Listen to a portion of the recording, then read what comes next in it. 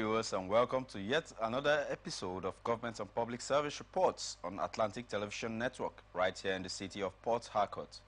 News, events, and stories abound in the state system. ATN's appetite for in-depth, unbiased, and factual reportage is the driving principle for this program in order to bring government activities to the doorstep of the people. Now let's go through the highlights of today's report. In Rivers State, Emolga commissions cool chain for vaccine. Civil servants plan 3 days work leave on Lagos State. And federal government to withdraw licenses of errant private varsities. And Trade Union Congress stops planned protests. We take a short break, and when we return, we go straight to the details. Please stay tuned.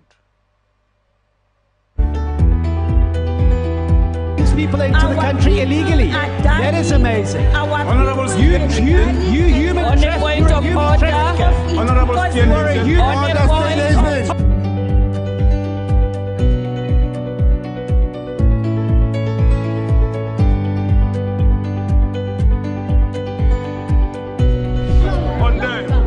are not picking our calls. They made up their minds. So no agreement with the EU, but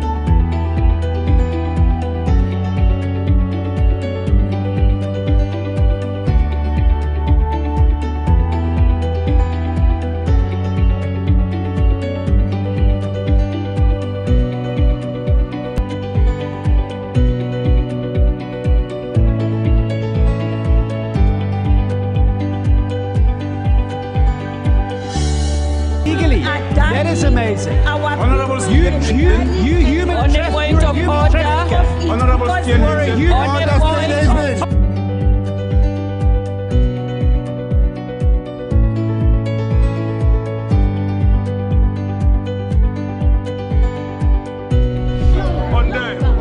are not picking our calls. They made up their minds. Good to have you back. Now we dive into the details for today. The Rivers State Police Command says an inspector was killed by gunmen who ambushed and attacked its men on a stop-and-search duty at the Eliozu flyover in Obiakpo local government area of the state on Wednesday night. The spokesperson of the command, Grace Iringe Koko, who disclosed this in a statement, said the gunmen who were spotted in a carton-colored Sienna bus with fully tinted glasses drove in from Modamaya axis near Port Harcourt, where they launched an offensive which claimed the officer's life.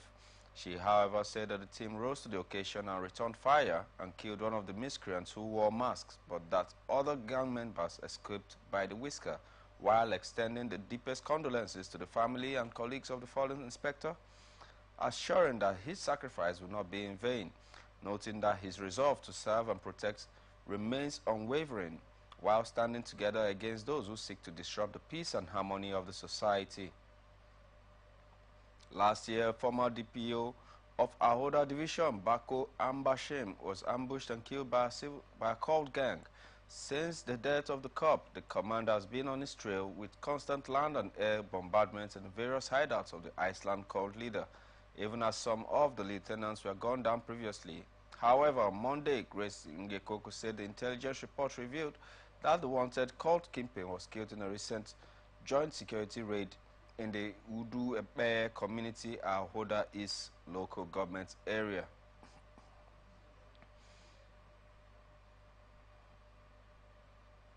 There's more news, but don't forget you can connect with us and watch us on ATN socials. Facebook and YouTube is on Atlantic Television Network. Instagram and TikTok, Atlantic TV Network 1. On Twitter, we're on Atlantic TV Net, and watch us live on our website, atlanticnetwork.tv. Moving ahead, Nigerian Women for Agricultural Progress says it is partnership with the William Uchemba Foundation to empower women farmers with the desire to developing and prioritizing agribusiness in Africa for food security and well-being of the people. National Coordinator of the Nigerian Women for Agricultural Progress, Farmer Omolara Fencing, who disclosed this at a one-day training and empowerment program for women farmers in Imo State, said the foundation has distributed some inputs to support the initiative to grow agriculture at the grassroots to guarantee food security in Nigeria. farmer Omolara called on the philanthropists, stakeholders and facilitators to do everything possible to invest massively in agriculture to bridge the gap of poverty and lack of food in Nigeria. It is time for us to return back to the basics. And what's the basics? Farming. There is no pride in any state that cannot feed herself in Nigeria, basically. So we have billionaires, millionaires in every state that are not investing in agriculture. We see what the Williams Uchemba Foundation has done here today. They have made available inputs for our women under the Nigerian Women for Agricultural Progress. And this is what we are asking and pleading, that we should not just leave this burden for the government alone. There is a whole lot that we can do. How many millionaires or billionaires are there in Imo State, for instance? And I got to hear today that there is not a single silo in Imo State. And we have multi-billionaires building mansions everywhere. Founder of William Uchemba Foundation, who was represented by his father, Chief Uche Mba, the zonal coordinator of Ohaneze Ndigbo worldwide in Imo State, said the love and goodwill demonstrated by his son to focus on agriculture in order to put food on the table of people was a welcome development that appears to be his calling, and prayed God to expand his course for goal achievement. He assured that the president of Ohaneze Ndigbo worldwide, Chief Emmanuel Nwayawo, is preparing to hold a stakeholders meeting on food security and to give agribusiness a priority in the southeast region. Very, very much appreciated, very encouraging. I welcome it. I support it because it will go a long way to help our women in agriculture. If you know William Uchemba, you find him when there is a crisis situation anywhere, in families, in organizations. He goes out to help. If you know him well, his second name is helping people.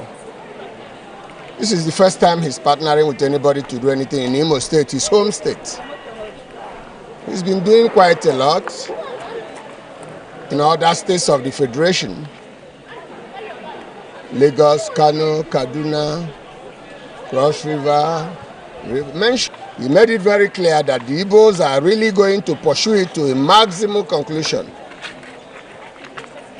He made it very clear that we are now going into it with all it takes for the Igbo man to come back to what we used to be. Enough is enough. We have had enough of the insults.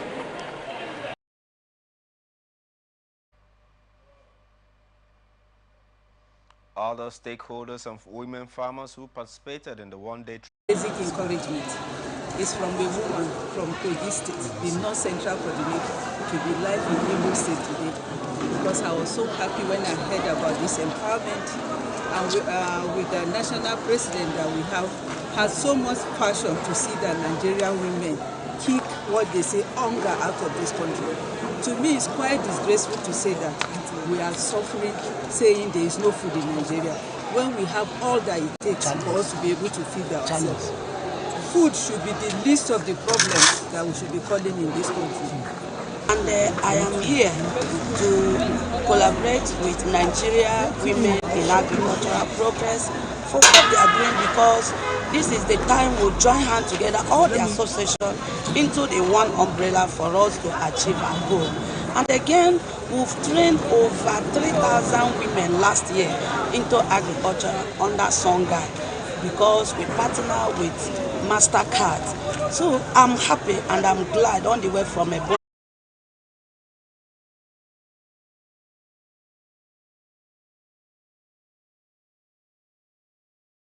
among other initiatives to cushion the high cost of living in the country. Sanwo-Olu disclosed said the Sunday markets will be created where the people of Lagos can buy food items at discounted rates. He said the aim is to eventually take people out from poverty with an immediate discount of about 25%. Ogun State Governor Dapo Abiodun has assured that the continuous rise of the dollar will soon crash against the naira, adding that the federal government is doing everything to deliver on its electoral promises. Abiodun, who disclosed this in Abeokuta at a stakeholders meeting held at the Cultural Center convened on the heels of the prevailing economic hardship in the country, said that the government is not resting on its oars while reminding the people of his announcement weeks ago to release 5 billion naira intervention fund to cushion the effect of the rising cost of living and inflation in the state. The governor also said his administration will provide health insurance that will cover over 70,000 beneficiaries, including pregnant women, children,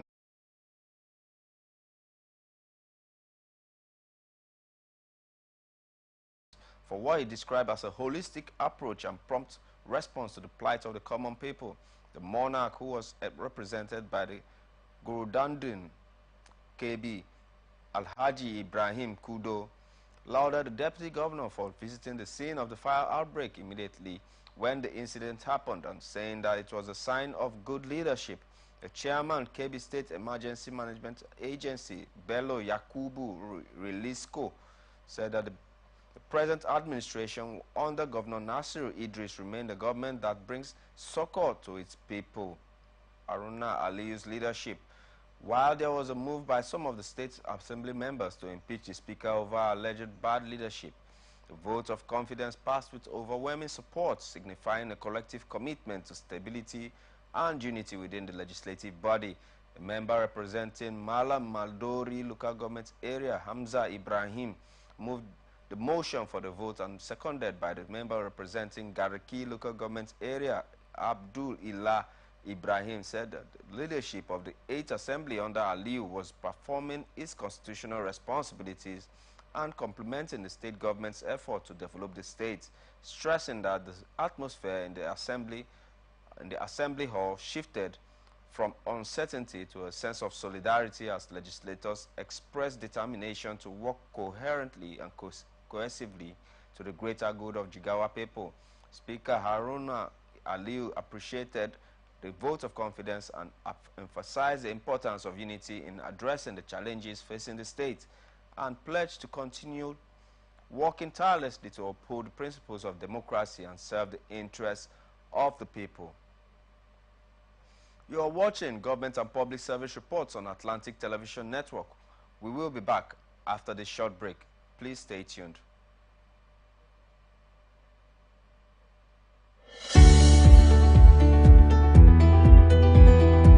People into the country illegally. That is amazing. You human On the point of order, Honorable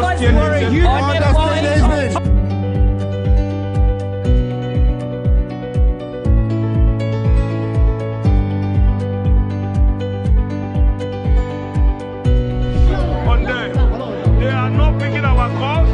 They made up their minds. So no agreement with the EU, but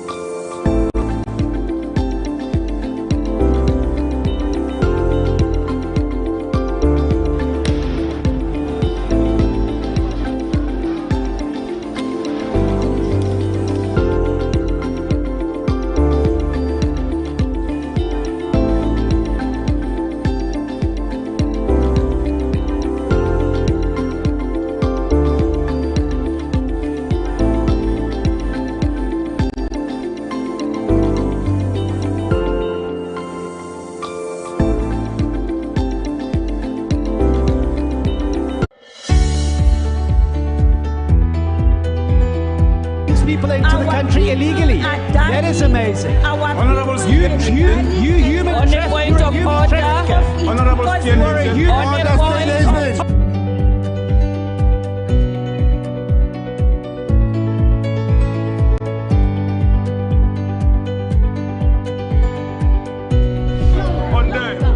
They are not picking our calls. They made up their minds. So no agreement with the EU, but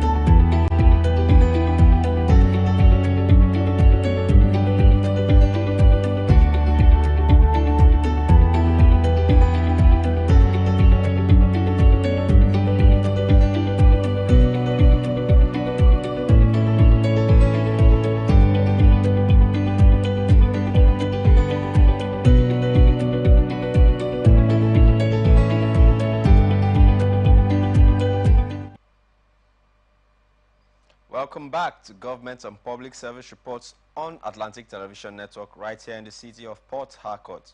Now to the rest of our stories. The Federal Capital Territory Administration has denied increasing fees in public boarding schools in the Federal Capital. The Mandate Secretary, Educational Secretariat, Dr. Danladi Hayo, who disclosed this in Abuja, said that some parents claim that the FCT administration increased school fees for students in the FCT public boarding houses schools, and the development they claimed had forced some parents to withdraw their children from boarding schools to day schools. The Mandate Secretary also denied the claim that some parents have withdrawn their children from public boarding schools in the FCT, adding that the FCT public boarding schools are positioned to provide quality education at affordable costs and within the means of parents. He also said that the quality of education in public schools was very encouraging, stressing that the best student in the 2023 West African Examination Council was from a public school. Reports reaching us from Defense Headquarters said no fewer than 18 suspected terrorists were arrested in Abuja Municipal Area Council, and the terrorists were arrested during the operations conducted on February 14th. The Defense Headquarters said that the Abuja Municipal Area Council serves as the central hub of the nation's capital, hosting the presidential villa, embassies, and various prominent government, private, and international entities. Major General Edward Buba said charms and bulletproof vests, among others, were recovered from the terrorists. Buba said in total, nationwide protests declared by the Nigerian Labour Congress over the high cost of living, inflation, insecurity, and hardship in the country. The Vice President of the TUC, Tommy Etim, said that the decision to protest on February 27th and 28th, as announced by the NLC, was not taken collectively by both unions, adding that in a letter dated February 19, 2024, by its Secretary General, Dr. Nuhu Toro, said that the NLC unilaterally took the decision on the planned protest, while the Department of State Services warned the organized labor against the planned mass action, saying that it could be hijacked. This is coming after the NLC had on Friday 16th declared a two-day protest, which will begin after the expiration of the 14-day ultimatum issued to the federal government, which will expire on February 22nd, while he warned as an account of the alleged failure of the government to implement the agreements reached on October 2nd following the removal of fuel subsidy and other economic reforms which had triggered the higher transportation costs, inflation, and general hardship.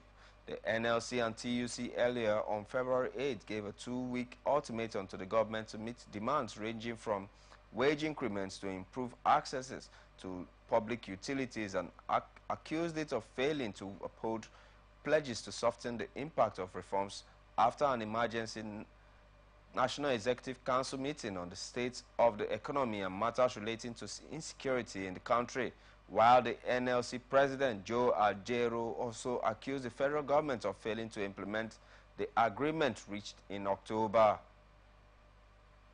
The Economic and Financial Crimes Commission has declared the promoter of Sunrise Power and Transmission Limited, Leno Adesoya, wanted for an alleged conspiracy and corrupt offer to public officers in connection with the alleged $6 billion Mambila Hydroelectric Power Station fraud.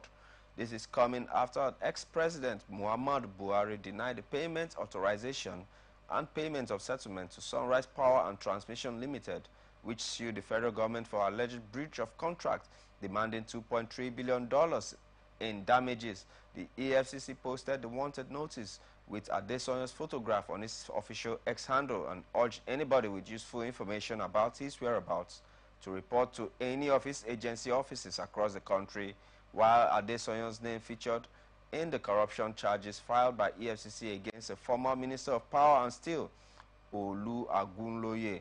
The anti-graft agency had on January 10th arraigned Agunloye over an alleged $6 billion fraud in connection with the Mambila hydroelectric power station when Agunloye served as minister between 1999